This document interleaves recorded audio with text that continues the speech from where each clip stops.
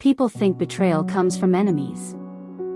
They're wrong. The deepest betrayals come from the people you love enough to trust. I learned that lesson at 68 years old. But before I tell you how my son threw me out of his life, you need to understand something first. I loved that boy. More than anything. More than my career. More than money. More than myself. His name was Michael. And for most of my life, being his father was the thing I was most proud of. When Michael was 8 years old, his mother died. Cancer. 6 months from diagnosis to funeral. Just like that. One day we were arguing about what color to paint the kitchen. The next, I was standing beside a hospital bed trying to explain to a little boy why his mother wasn't coming home. Nothing prepares you for that conversation. Nothing. For a while, it was just the two of us. A frightened kid. And a father pretending to be stronger than he felt. I worked construction during the day. And at night I learned how to be both parents. I packed lunches. Helped with homework. Sat through school concerts. Cheered at baseball games. And every night before bed, I checked under his bed for monsters. Even when he was too old to believe in them. Because secretly, I think he just wanted to know I was still there. Money was always tight. There were years when I skipped buying new clothes so Michael could join sports teams. Years when I worked weekends. Years when I came home too exhausted to stand. But whenever I saw my son smile, it felt worth it. Every single sacrifice. As he grew older, things got easier. Michael was smart. Responsible. Kind. The kind of young man people complimented when he left the room. Teachers loved him. Neighbors trusted him. Friends admired him. Sometimes I would sit in the bleachers during his games and think, I did okay. Maybe I wasn't the perfect father. But I did okay. Then he met Melissa. At first, I liked her. She was ambitious. Confident. Beautiful. Michael was happy. And that was enough for me. When they got married, I welcomed her into the family without hesitation. I wanted her to feel like she belonged. After all, family is family. Or at least that's what I believed. A few years later, they had a son. My grandson. Ethan. The best thing to happen to this family in a very long time. That little boy brought life back into the house. Laughter. Noise. Energy. The kind of chaos only children can create. And I loved every second of it. Every morning, Ethan and I had our routine. I'd wake up before everyone else. Make pancakes. Sometimes dinosaurs. Sometimes funny faces. Sometimes complete disasters that looked nothing like what I intended. Ethan laughed either way. Then I'd walk him to the school bus. Rain or shine. Didn't matter. Those 15 minutes were my favorite part of every day. Grandpa, when you're 100, will you still make pancakes? He asked me once. I laughed. If I'm still alive, kiddo, I'll make you pancakes every morning. He thought about that. Then nodded. Deal. For a long time, life felt peaceful. Not perfect. But good. The kind of life you don't fully appreciate until it starts slipping away. Looking back now, I can see the warning signs. At the time, they seemed small. Harmless. Easy to ignore. It started with little comments. One evening Melissa walked into the garage while I was repairing Ethan's bicycle. She looked around at my tools. Then sighed. George, do you think you could clean some of this up? I smiled. Sure. She nodded. But there was something in her tone. Something sharp. Something I couldn't quite place. A week later she complained about my truck. Then my workshop. Then the chair I kept on the porch. Then the fishing gear in the garage. Every conversation seemed to end the same way. With me apologizing. And her looking annoyed. Michael rarely said anything. That bothered me more than the complaints. He just sat there. Quiet. Watching. Avoiding conflict. Avoiding responsibility. Avoiding me. One evening, I knocked on his office door.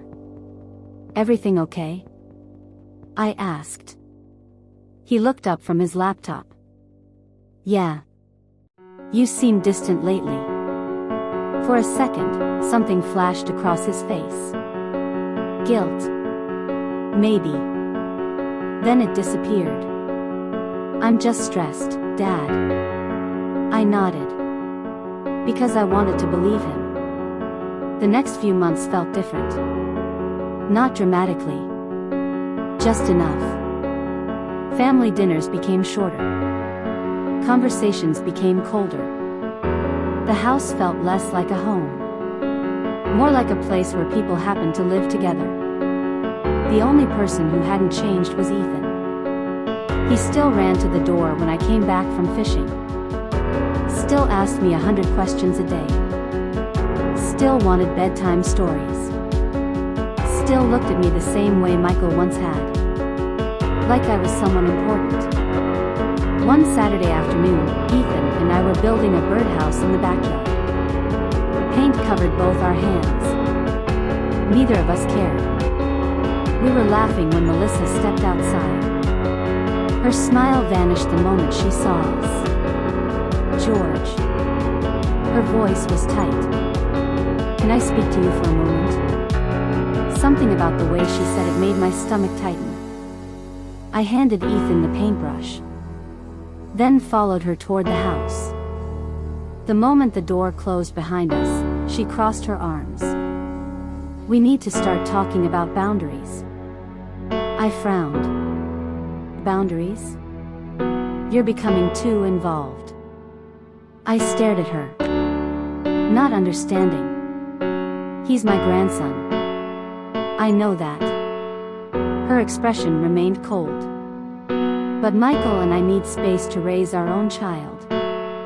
For several seconds, I couldn't find the words. Not because I was angry.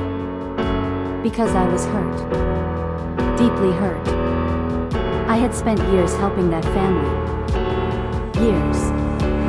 And suddenly I felt like a guest who had overstayed his welcome. That night, for the first time in a very long time, I lay awake staring at the ceiling. Unable to sleep. Unable to shake a feeling I couldn't quite explain.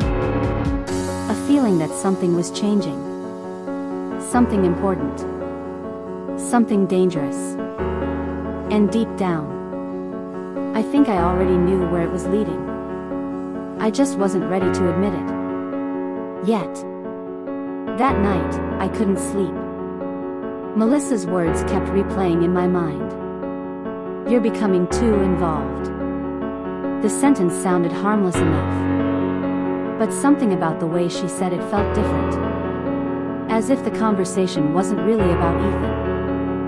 As if it was about me. Around midnight, I got up for a glass of water. The house was quiet. Dark. The kind of silence that only exists after everyone has gone to bed. Or at least that's what I thought. As I walked toward the kitchen, I noticed a light under Michael's office door. Voices. Low voices. Michael and Melissa. I wasn't trying to eavesdrop. I really wasn't. But as I passed the door, I heard my name. And instinctively stopped. Melissa sounded frustrated. Very frustrated. "How much longer are we supposed to do this?" A pause. Then Michael sighed. Do what? Your father. The words hit me harder than I expected. Not because of what she said. Because of how she said it. As if I wasn't a person. As if I was a problem. Michael remained silent. Melissa continued. He's here all the time. He's involved in everything. He acts like this is still his house. For a moment I almost laughed. Because technically, it had been my house. For decades. But I wasn't laughing anymore. Michael finally spoke. Melissa. No. She interrupted him. We need to be honest.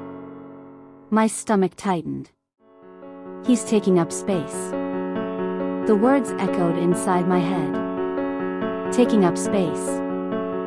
I suddenly felt smaller than I had in years. Then came the sentence I still remember word for word. Melissa lowered her voice. But not enough. Eventually we'll inherit everything anyway. Silence. A long silence. I waited for Michael to defend me. To tell her she was wrong. To tell her I was his father. Instead, he said, just be patient. I felt the air leave my lungs. Because in that moment, something broke. Not the trust. Not yet.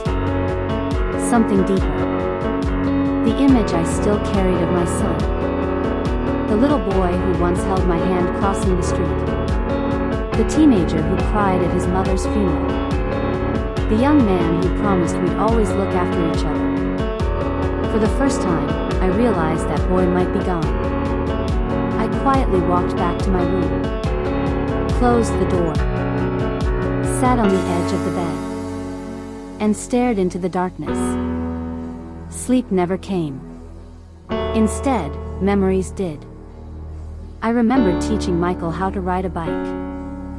I remembered helping him move into his first apartment. I remembered writing checks I couldn't afford for his college tuition. I remembered every sacrifice. Every overtime shift. Every birthday present. Every promise. Had I spent my whole life raising a son who only saw me as an inconvenience? The next morning, nobody mentioned the conversation. Not Michael. Not Melissa. Not me. Breakfast felt normal. Almost. Melissa smiled. Michael drank his coffee. Ethan talked about school. And I sat there pretending I hadn't heard my future being discussed the night before. A strange thing happens when someone betrays you. You start noticing things you ignored before. Suddenly I saw everything. The looks. The whispers. The impatience. The way conversation stopped when I entered the room. The way Melissa constantly asked questions about paperwork. About property. About insurance. About finances. Questions she had never cared about before. And slowly, a terrible realization began to form. This wasn't a sudden decision. This had been building for a long time. I just hadn't wanted to see it. 3 weeks later, I came home from fishing and found 2 suitcases waiting by the front door. Mine.